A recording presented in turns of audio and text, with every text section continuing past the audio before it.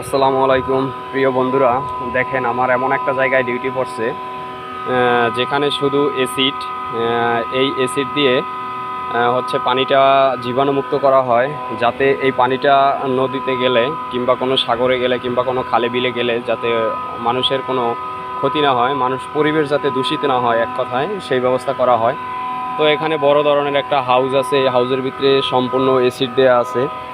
এই অ্যাসিডের সাথে কিছুটা পানি মিক্সার হয়, পানিটা মিক্সার হওয়ার পরে এই পানিটা ছেড়ে দেওয়া হয়।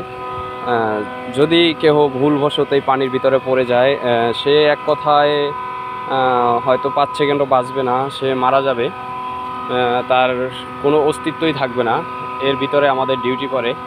আমরা কত রিস্কের উপরে ডিউটি করি তা আমরাই ভালো জানি। এই পরিশ্রমের টাকা আমাদের ফ্যামিলির জন্য, পরিবারের জন্য, সবার জন্য পাঠানো হয়, তারপরে যদি তারা বলে তারা সুখী নাই, তাহলে আমরা কি করব বলেন?